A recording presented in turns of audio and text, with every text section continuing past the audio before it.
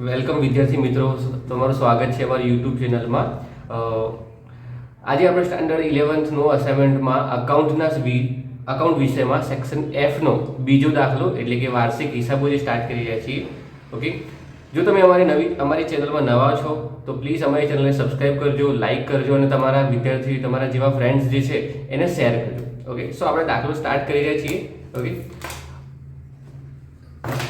બીજો દાખલો section F અકાઉન્ટમાં શું લખ્યું છે કે શ્રી સૂર્યકાંતના 31/3/2014 રોજ કાચા સરવૈયા અને નીચેના હવાલા પરથી વાર્ષિક હિસાબો તૈયાર કરો.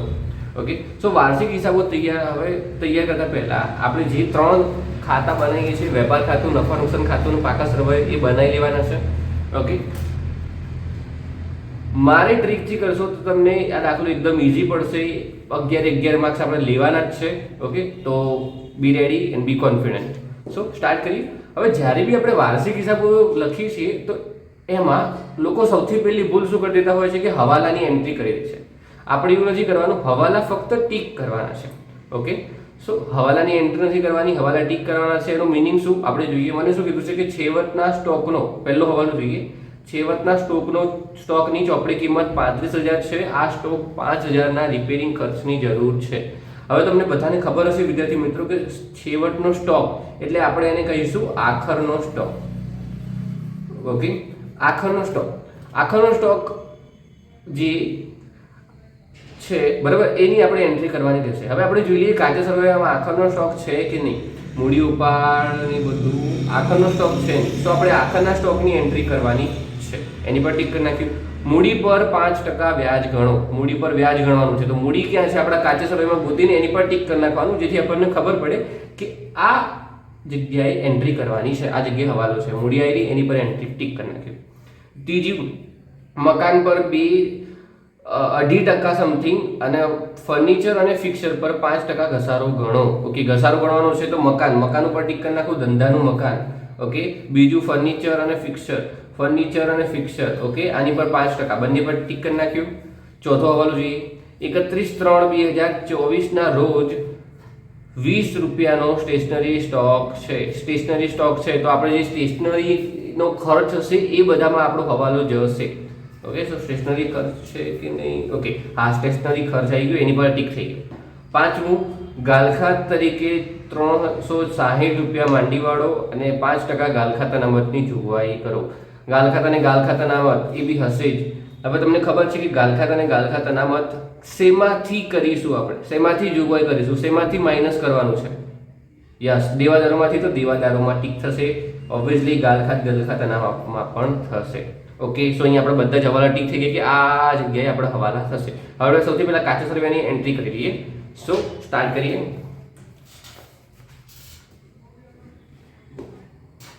ઓકે, સો તમારી જોડે બુક હોય તો પ્લીઝ બુક રાખજો, કેમ કે એક જ વિડીયો એક જ સ્ક્રીનમાં આટલી બધી શેર નહીં કરી શકું. સો સ્ટાર્ટ કરીએ છીએ. પહેલું મને કીધું છે મૂડી અને ઉપાડ. હવે તમને બધાને ખબર હોવી જોઈએ. સૌથી પહેલા આપણે જેમ જેમ શીખતા જઈએ છીએ એમ તમને ટેસ્ટ બી હશે, તમને જાતે બી પૂછીશ અને તમે જાતે બી પોતાની જાતે ક્વેશ્ચન પૂછજો. જેમ કે હું કહું છું કે મૂડી અને ઉપાડ, તો તમને ખબર હોવી જોઈએ કે મૂડીની કઈ બાકી હોય, ઉપાડની કઈ બાકી હોય. અગર હું બોલું છું મૂડી ઉપર તો તમને યાદ આવી જોઈએ કે મૂડીની આ બાકી, ઉપાડની આ બાકી. ઓકે, સો સ્ટાર્ટ કરીએ. હું પહેલા બોલીશ અને એની સાથે તમારે બોલવાનું છે, અને હું તો લખું જ છું. સો તમારી બી એક પ્રેક્ટિસ થઈ જશે. ઓકે, સો સ્ટાર્ટ કરીએ. મૂડી ઉપાડમાં મને ખબર છે મૂડીની જમા બાકી, ઉપાડની ઉધાર બાકી. Okay, done. તો મૂડી હશે 45,000, ઉપાડ હશે 13,000. પણ આવશે ક્યાં? રાઈટ, પાકા સરવૈયામાં મૂડી દેવામાં. ઓકે, સો લખી દઈએ પાકા સરવૈયાના મૂડી દેવામાં. મૂડી તરીકે કેટલા છે? 45,000, તો 45,000. ઓકે, બીજું છે ઉપાડ 3,000. તો ઉપાડ, હવે તમને ખબર હશે મૂડીનું ઉપાડ વર્ષે 36નો આંકડો છે, તો સાથે આવશે નહીં. મૂડીમાંથી જે કંઈ બી રકમ હશે એ ઉપાડ શું થશે? માઇનસ થઈ જશે. તો આપણે લખી દઈએ ઉપાડ કેટલા છે? 3,000, તો 3,000. ઓકે, બીજું છે ખરીદી વેચાણ. ખરીદી વેચાણની કઈ બાકી છે? ખરીદીની કઈ બાકી? યસ, ઉધાર બાકી. વેચાણની જમા બાકી. ક્યાં આવશે? ખરીદી ક્યાં આવશે? વેપાર ખાતામાં ઉધાર બાજુ અને વેચાણ વેપાર ખાતામાં જમા બાજુ. ઓકે, સો ખરીદી લખી દઈએ આપણે.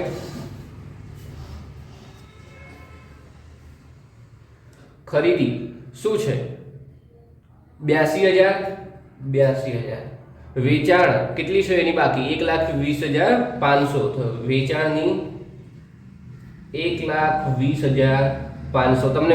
તમને વિદ્યાર્થી ખબર હોવી જોઈએ કે ખરીદીને વેચાણ હંમેશા આપણે ઇનર કોલમમાં લખીશું.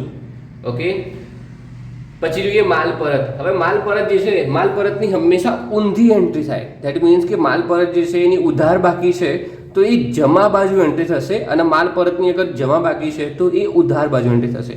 ઓકે, એનો મિનિંગ એમ થયો કે જે ઉધાર બાજુ કઈ એન્ટ્રી આવશે? 1700. યસ, ખરીદીમાંથી માઇનસ થશે માલ પરત 1700 રૂપિયા. એવી જ રીતે જમા બાકી કઈ બાજુ આવશે? જમા બાજુ કઈ બાકી આવશે? યસ, 2100 રૂપિયા. માલ પરત 2100 રૂપિયા. ઓકે, આગળ જઈએ. પ્રોવિડન્ટ ફંડ અને પ્રોવિડન્ટ ફંડના રોકાણો. ઓકે, સો વિદ્યાર્થી મિત્રો શું છે? પ્રોવિડન્ટ ફંડની કઈ બાકી હશે? પ્રોવિડન્ટ ફંડના રોકાણોની કઈ બાકી હશે?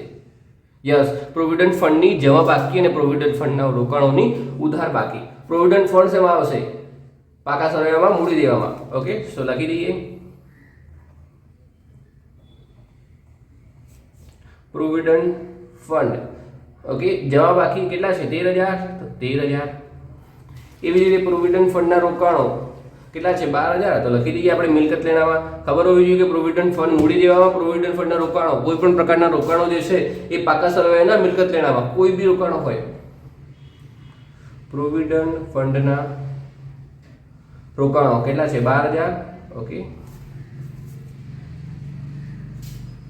ચલો જોઈએ શું છે પ્રોવિડન્ટ ફંડમાં ફાળો. હવે આપણો ખર્ચ છે પ્રોવિડન્ટ ફંડમાં જે બી ફાળો આપણે આપીએ છીએ એ ખર્ચ છે. તમને ખબર હશે બધા જ પ્રકારના ખર્ચા શેમાં આવશે? યસ, નફા નુકસાન ખાતાની ઉધાર સાઈડ. ઓકે, તો લખી દઈએ પ્રોવિડન્ટ ફંડમાં ફાળો કેટલા રૂપિયા છે? 1,100 રૂપિયા. 1,100 રૂપિયા. હવે જો આમાં કંઈ કરવાની જરૂર નહીં, ઉધાર બાકી છે તો ઉધાર બાજુ આવશે. ઓકે, આમાં કંઈ રોકડ સાયન્સ તો છે નહીં. આગળ જઈએ સ્ટોક 1/4/2023 નો. ઓકે, તો અહીંયા બધાને ખબર પડવી જોઈએ 1/4/23 એટલે કે શરૂઆતનો સ્ટોક છે. ઓકે, તો શરૂઆતનો સ્ટોક વેપાર ખાતામાં ઉધાર સાઈડ. યસ, લખી દઈએ આપણે.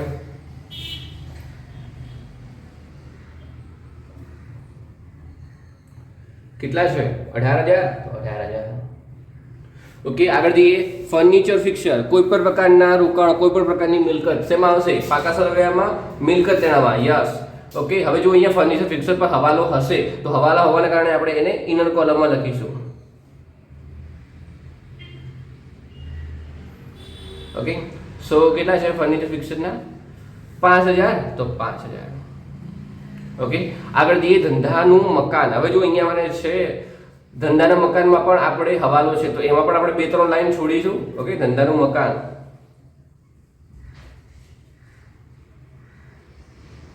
કેટલા છે? 40,000. 40,000 ઇનર કોલમમાં લખીશું બાળકો, કેમ કે એની પર હવાલો છે. પછી શું છે? લેણદારો, દેવાદારો. હવે તમને ખબર હોવી જોઈએ લેણદારોની કઈ બાકી, દેવાદારોની કઈ બાકી. લેણદારો એટલે કે આપણા મૂડી દેવામાં, દેવાદારો એ આપણા મિલકત લેણામાં. જેની જોડેથી વસ્તુ લેવાનું છે, લેણું છે, મિલકત લેણામાં. જેને વસ્તુ દેવાનું છે, પૈસા દેવાના છે, એ બધા મૂડી દેવામાં. ઓકે, સો લેણદારો, આપણા દેવાદારો જે છે એક શેમાં આવશે? મિલકત લેણામાં. લખી દઈએ દેવાદારો. દેવાદારોની હંમેશા ઉધાર બાકી હશે. ઓકે, સો કેટલા છે? 30,360. લેણદારોની જવા બાકી તો એમાં થઈ જશે 41,000.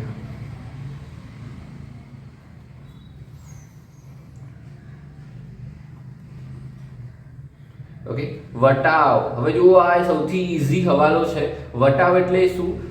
કંઈ નહીં કરવાનું. વટાવ એટલે આપણો ખર્ચ બી થયો, આપણી આવક બી થઈ, તો એના કારણે જે ઉધાર બાજુ છે એ નફા નુકસાન ખાતાની ઉધાર બાજુ લખી દેવાનું. જે જમા બાકી છે નફા નુકસાન ખાતાની જમા બાજુ લખી દેવાનું. આપણે ઉધાર બાજુ લખીશું કે આપેલ વટાવ. ઉધાર બાજુ કેટલી રકમ છે? 500 રૂપિયા, તો 500 રૂપિયા. મળેલ વટાવ કેટલા છે? 300, તો 300. ઓકે, આગળ જઈએ સ્ટેશનરી ખર્ચ. તો સ્ટેશનરી ખર્ચ કોઈ પણ પ્રકારના ખર્ચે કશામાં આવશે? નફા નુકસાન ખાતાની ઉધાર સાઈડ. ઓકે,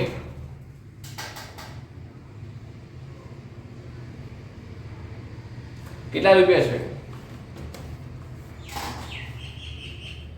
200 રૂપિયા, તો 200 રૂપિયા.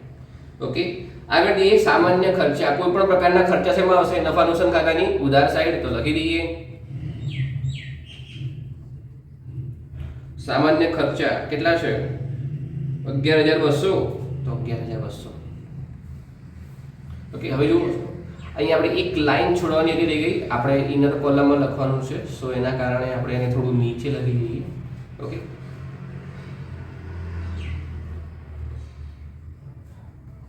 ₹200 પર હવાલો છે એના કારણે. આગળ જોઈએ પગાર. પગાર આપણો શું થયો? ખર્ચો કે આવક? પગાર આપણે આપવાનો છે, તો આપણો શું થયો? ખર્ચ. ઓકે, પગાર આપણે લેવાનો નથી, કેમ કે આપણી મિલકત છે, આપણો ધંધો છે, તો પગાર આપણે આપીએ છીએ, આપણો ખુદ પગાર લઈએ નહીં. ઓકે, પગાર કેટલો છે? 18,000. ઓકે, તો 18,000 લખી દઈએ. એના પછી આવક માલ ગાડા ભાડું. ઓકે, આવક માલ ગાડા ભાડું મેં તમને કીધું હતું કે કઈ બી વસ્તુ અગર ખબર નથી પડતી તો એ કઈ જગ્યાએ આવશે? વેપાર ખાતાની ઉધાર સાઈડ. ઓકે, તો આવક માલ ગાડા ભાડું વેપાર ખાતાની ઉધાર સાઈડ લખી દઈએ.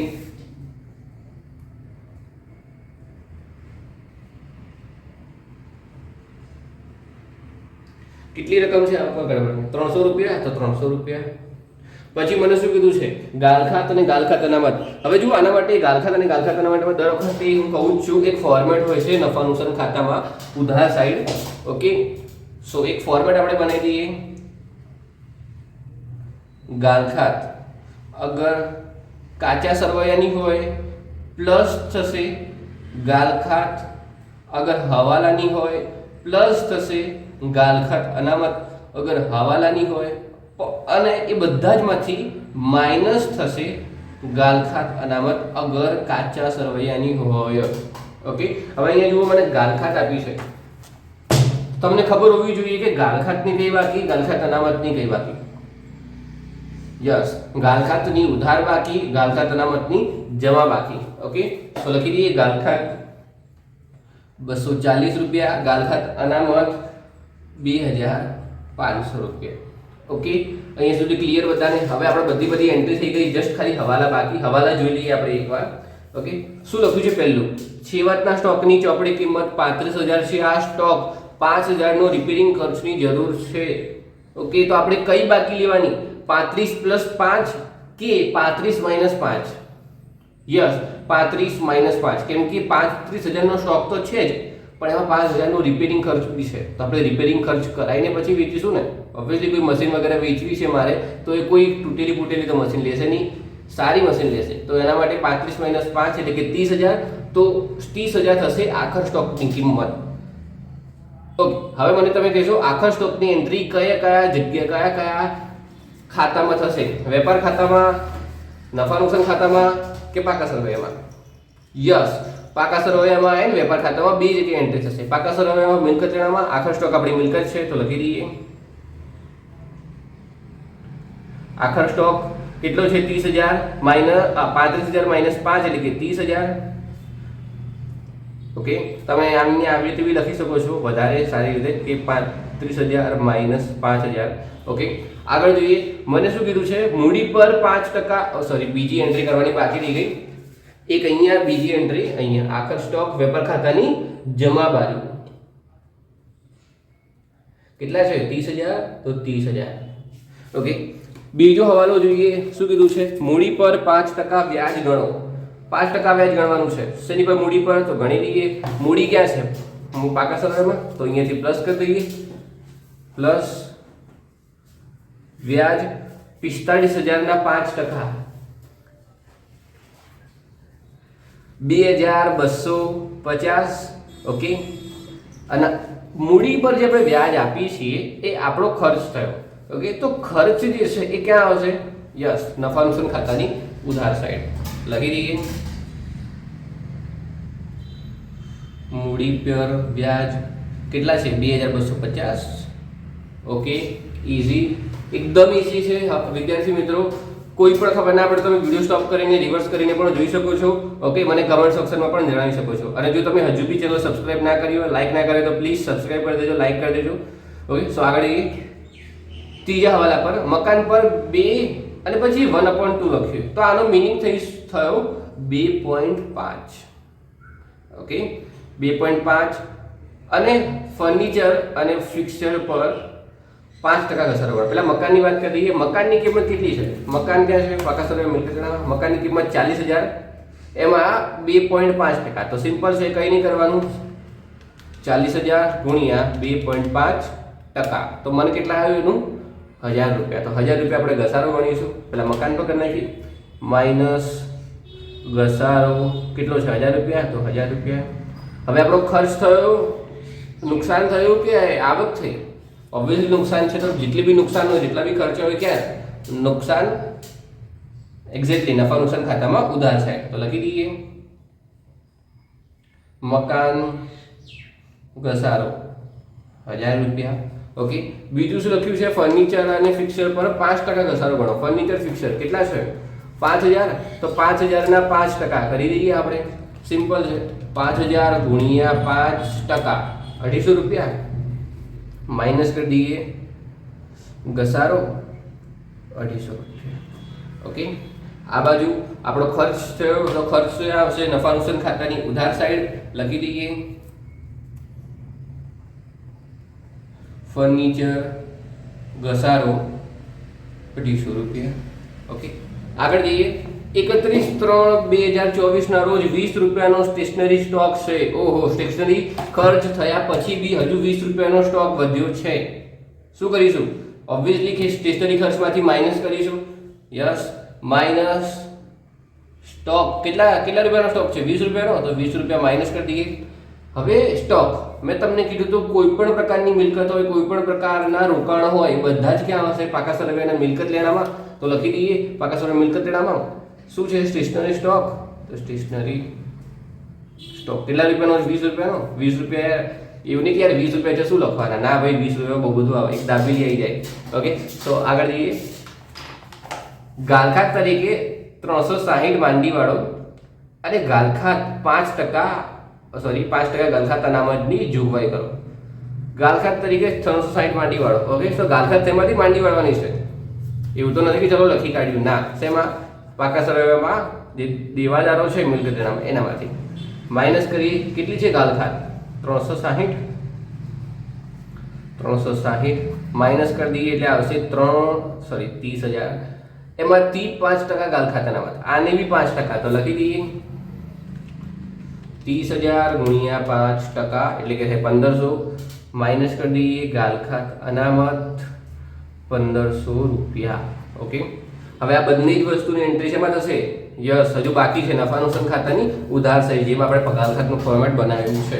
ઓકે, તો લખી દઈએ ગાલખાત હવાલાની 360 રૂપિયા અને ગાલખાત અનામત કેટલા છે? 1,500 રૂપિયા. તો એઝ ઇટ ઇઝ 1,500 રૂપિયા. આપણી બધી જ એન્ટ્રી થઈ ગઈ. હવે બધાના સરવાળા બાદબાકી કરી નાખીએ અને પછી આપણે જોઈએ કે આપણો આન્સર શું આવે છે. પેપર ખાતે સ્ટાર્ટ કરીએ. શું છે? 82,000 માઇનસ 1,700 રૂપિયા એટલે આવશે 80,300. તો આપણે લખી દઈએ 80,300. બીજી બાજુ વેપાર ખાતા છે, તો એમાં શું છે? 1,20,500 માઇનસ 2,100 એટલે 1,18,400. ઓકે, આઈ થિંક બાજુના જ કોલમમાં લખી દઈએ. બધું પતી ગયું છે. તો 1,18,400 આપણે આ બી ડાયરેક્ટ અહીંયા લખી દઈએ 80,300. ઓકે, બીજી બાજુ સરવાળા બાકી છે. યસ, અહીંયા બાકી છે. શું છે? 200 માઇનસ 20 એટલે 180 12 આવી ગયા. ઓકે, સો હવે આ બધાનો સરવાળો કરી દઈએ આપણે. શું છે? 240 પ્લસ 360 પ્લસ 1,500 માઇનસ 250 સોરી 2,500 એટલે માઇનસ 400 આવ્યો. હવે જો અહીંયા ગભરાવાની જરૂર નથી બાળકો. માઇનસ 400 તો એચડીસી અહીંયા પેલા માઇનસ 400 લખી દો. ઓકે, હવે જે માઇનસ 400 છે ધેટ મીન્સ કે અહીંયાની જગ્યાએ આપણે આની બીજી એન્ટ્રી થશે નફા નુકસાન ખાતાની જમા બાજુ. ઓકે, આપણે લખીશું ગાલખાત અનામત તરીકે. ઓકે, કેટલા? 400 રૂપિયા. જ્યારે બી તમને આવું કંઈ આવે છે આન્સર તો કોઈ જ ગભરાવાની જરૂર નથી. જ્યારે બી આપણો આન્સર આ બધાનો માઇનસમાં આવે છે તો અહીંયા માઇનસ કરીને ના લખી દેતા, એની જગ્યાએ એન્ટ્રી આ બાજુ થઈ જશે. ઓકે, ક્લિયર છે બાળકો? ઠીક છે. આગળ જે અહીંયા તો કોઈ સરવાળો છે નહીં. આગળ અહીંયા જોઈ લઈએ પાકા સરવાળામાં મૂડી દેવાનું. શું છે? 45,000 પ્લસ 2250 બરાબર 47,250. એમાંથી મારે 3000 જે છે ઉપાડતા માઇનસ કરવાના છે, માઇનસ 3000 એટલે થશે 44,250. ઓકે, હવે લેણદારો તો જીટીસ આપણે લખી દઈએ 41,000. ફર્નિચરનો ઘસારો 5,000 માઇનસ 250 દેટ મીન્સ કે 7,000 સોરી 4,750 માય મિસ્ટેક. 40,000 માંથી મારે માઇનસ કરવાના છે 1,000 એટલે કે 39,000. ઓકે, આ કરી લઈએ દેવાદારોનું 30,000 સોરી 30,000 માઇનસ 1,500 એટલે કે થશે 28,500. ઓકે, બધા સરળ થઈ ગયા. હવે આપણે જોઈએ વેપાર ખાતાથી સ્ટાર્ટ કરીએ. નફો કે જે બી મળે છે જોઈએ. ઓબ્વિયસલી ઓકે, જમા બાજુનો સરવાળો વધારે થશે તો એ કરી લઈએ 11,008 સોરી 1,18,400 પ્લસ 30,000 એટલે આવશે 1,48,400. ઓકે,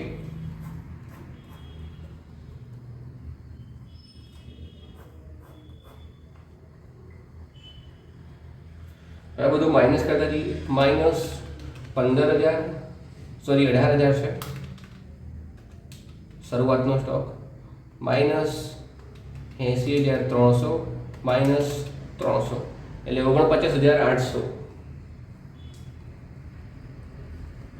આપણું આ શું મળ્યું? જમણી બાજુ દેટ મીન્સ કે ઉધારની બાજુ મળે છે તો આપણું થયો કાચો નફો. અગર જમા બાજુ મને બાકી મળે છે તો થશે કાચી ખોટ. કાચો નફો કઈ બાજુ થશે? નફા નુકસાન ખાતામાં ઉધાર બાજુ કે જમા બાજુ? ઓબ્વિયસલી જમા બાજુ. ઓકે, લખી દઈએ કાચો નફો કેટલો છે? 49,800. ઓકે, સો હવે આપણે જોઈએ તો મને એવું લાગે છે કે લાઈક જમા બાજુનો સરવાળો જ વધારે થશે તો કરી દઈએ 49,800 પ્લસ 300 પ્લસ 400 એટલે કે 50,500. ઓકે, અહીંયા જગ્યા નહીં રહી. 50,500 બંને બાજુ લખી દઈએ આપણે.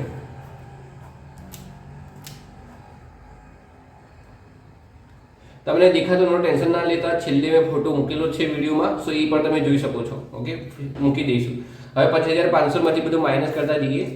Okay, 50,500 50,500 minus 1,100 minus 500 minus 11,200 minus 180 minus 18,000 minus 2,250 minus 11,000 minus 250 તો 16,020 સમથિંગ આપણો આન્સર આવ્યો. તો આપણો મને શું મળ્યો? ચોખ્ખો નફો. ઓકે, દેખાતું ના ટેન્શન ના લેતા. હું ઝૂમ કરીને તમે જોઈ શકો છો. વિડીયો સ્ટોપ કરીને તમને ક્યાંય પણ ખબર નથી વિડીયો રિવર્સ કરજો. જે ટોપિક નથી ખબર પડી વારંવાર જોઈએ તમને વાંધો નહીં આવે. ઓકે, સો મને આ શું મળ્યું? ચોખ્ખો નફો. ઓકે, હવે ચોખ્ખો નફો જે છે આપણે ક્યાં લઈ લઈશું? પાકા સરવૈયામાં મૂડી દેવામાં. ઓકે, મૂડીમાં પ્લસ થઈ જશે. સો અગર મેં અહીંયા પહેલા જ પ્લસ કરી નાખ્યું સો આપણે ડાયરેક્ટ અહીંયા બી લખી શકીએ છીએ, એવું કોઈ જરૂરી નથી. ચોખ્ખો નફો કેટલો છે? 16,020 તો 16,020 સમથિંગ. ઓકે, સો હવે બંને બાજુનો સરવાળો આપણે સેમ આવવો જોઈએ. પહેલા મૂડી દેવાનો કરી દઈએ 16,020 પ્લસ 44,250 પ્લસ 13,000 પ્લસ 41,000 એટલે મારો આવ્યો 1,14,270. ઓકે, 1,14,270. આગળ જઈએ, આ બાજુનો બી સરવાળો કરી દઈએ 12,000 plus 4,750 plus 39,000 plus 28,500 plus 30,000 plus 20. Okay, so બંને બાજુનો સરવાળો આપણો સેમ આવી જાય છે 1,14,270. સો અહીંયા આપણો દાખલો કમ્પ્લીટ થયો. ઓકે, તમને હજુ બી ખબર ના પડી હોય તો તમે રિવર્સ કરીને જોઈ શકો છો. કંઈ બી ક્વેરી હોય તમે પ્લીઝ મને કમેન્ટ કરજો, હું રિપ્લાય આપીશ. ઓકે, અને તમને જો વિડીયો ગમી હોય તો અમારી વિડીયોને લાઇક કરીને સબસ્ક્રાઇબ કરજો, તમારા ફ્રેન્ડ્સ સાથે શેર કરજો, જેથી અમને વધારે મોટિવેટ થાય કે અમે આગળ નવી આ રીતે વિડીયો બનાવતા રહીએ. ઓકે, હું તમારી સાથે આનું ફોર્મેટ પણ શેર કરવાનો છું, સો અમારી સાથે બની રહેજો. Okay, so thank you.